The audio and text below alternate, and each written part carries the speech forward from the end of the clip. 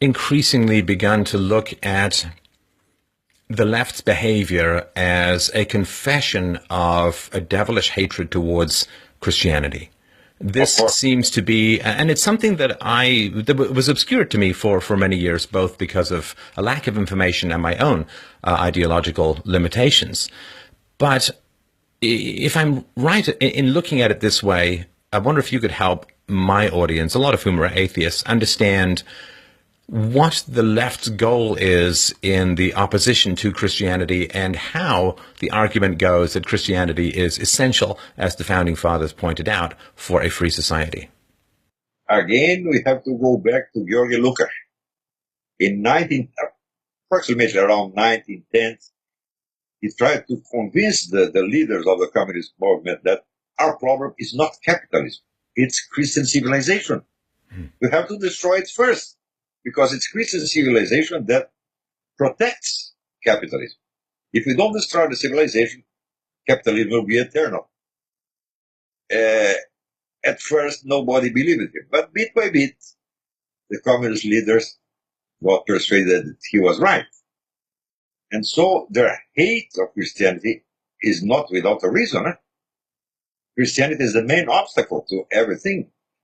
First of all, Christianity is an obstacle to a life that's turned only to terrestrial objectives.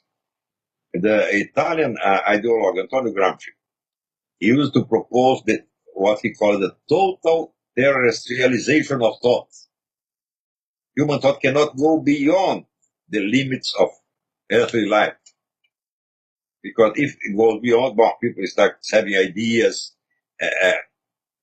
and if they believe God, they acquire some they become brave, they don't care to be mártires, and so on. But if people's lives are limited to a terrestrial perspective, they think only of their belly, and they become cowards and easy to control. This is the idea. Right. And particularly if hedonism takes over and you think of your belly and your sexual life, and if those in charge are, as you say, psychopaths and sadists, then their hedonism is controlling you, and your hedonism is involved in not fighting against that control. So it's like a perfect storm of escalating oligarchies. Of course, when a guy gets hysterical, he believes anything. He was born as a man, he wants to believe he's a woman, it's okay. But then he changes his mind. No, I'm not a woman anymore, I'm a man. Oh, it's okay. Everything is okay. You can have sex with a 5-year-old boy and say it's love. Now, how can it be a love? It is not directed to a person, but to an age, to a certain stage of his physical development. If it was love, you could go on loving him when he was 40. Can you practice pedophilia with a 40-year-old guy? Of course not. So when the guy reaches a certain age, the lover abandons him, leaves him, and gets another one of the same age. And so all these conceptions are completely crazy. But if you are hysterical, you can believe anything. Anything you say, you believe. Well, sorry to interrupt, but it's a funny thing that has struck me as well, that, of course, Christianity is foundational ethic in many ways, is the acceptance of free will.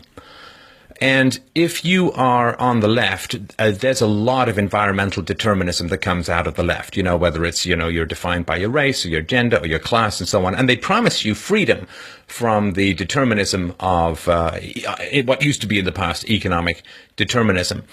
Now, of course, in Christianity, you have free will through the soul. The problem is, of course, when you strip the divine and the soul out of the universe, it's easy to look at human beings as robots, as just another piece of physics that happens to animate itself.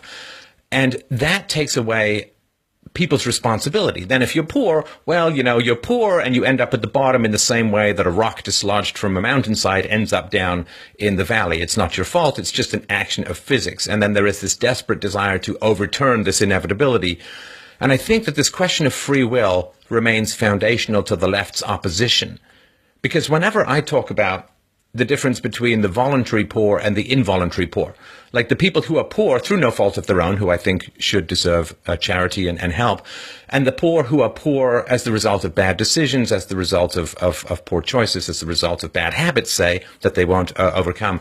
People get really angry on the left when you talk about the possibility that the poor might to some degree be responsible for their own condition. And I think it takes away that determinism that they love so much. Now, of course, the central planners are considered to be free of this determinism. They have free will, and so it's all contradictory and nonsense.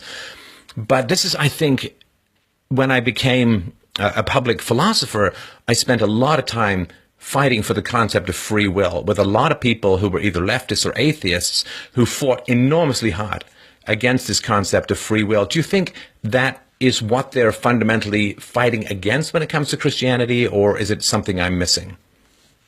Well, in the Christian and classical frame of reference, free will is only a part of the total structure of reality. But in this new conception, free will is everything. You can do whatever you want. So there are no limits. And I can ask, how do these people, these leaders and mega billionaires and so on, and intellectuals, manage to persuade people of such stupidity?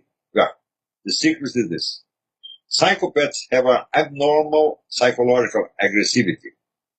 There and lots of psychological power. They intimidate people by their very eyesight and their ways of speaking. So, Groucho Marx used to ask, after all, will you believe me or your own eyes? Psychopaths make people believe me, not their own eyes. And this is the mechanism of psychopathical persuasion that turns people into hysterical. From the moment you start believing what you are said and not you are seeing, you are hysterical. And you can believe anything.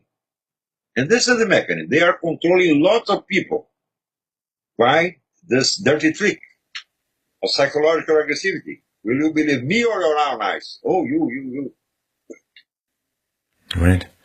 Now, it's, to me, a somewhat tragic coincidence that at a time when the left has dominance over so many cultural and educational institutions, we talk about higher education, but they have, of course, taken a significant control over primary schools, kindergartens, junior high schools, and so on. At the same time that the left has so much strength, the Catholic Church in particular seems to me to be faltering considerably. And whether Pope Francis has been captured by globalists or whether there's some other motivation that is going on, naivety, I don't know. But this, when the enemy is strong and those who are charged with defending the West seem to be in a peculiar position of weakness that does not bode very well, in my view. The Soviets, they started infiltrating people in the Catholic Church in the 30s. And it took a long time to generate the effect. You know a book by a lady called Bella Dodd, The School of Darkness? He was one of the KGB agents that work in this operation, infiltrate people in the Catholic Church. He said, I myself infiltrated 3,000 people there. And there are many thousands of agents working this. So now in the Catholic Church, you cannot know who's who. I take a precaution. I don't trust anybody. I go to the church, I see the mass, I pray, and I go running. I run away. I don't talk to anybody. Because I don't know. This guy can be a danger of the KGB. We don't never know. I don't know even if the Pope is a real Pope, because there is reasons to suspect that he was put in the chair of St. Peter by George Soros and others. There is a Catholic traditionalist newspaper called the Remnant. They have publishing a lot of stuff, very serious stuff about this. So people ask me, well, this guy is the Pope or he's not? If the church will depend on me to answer this, she's lost. I don't know. Nobody knows. Yeah, I mean, the church has the extraordinary power of excommunication to threaten those who seem to be working hand in glove with the leftists to destroy Western civilization, and the church could have an enormous amount of power in solving that. But yeah, as you say, I mean, whether the Pope was placed there or not, it's hard to see how it would be different either way in terms of how he's acting. Can you imagine the consequence for the Catholic flock when millions of people are receiving the communion from the hands of excommunicated guys? Huh? This is so fearful, so terrible, that people have got scared to imagine. They don't want to think of this because this is too bad to be true. But it's true. Right. I have been calling some bishops here as excommunicated. What they answer? Nothing. They're quiet.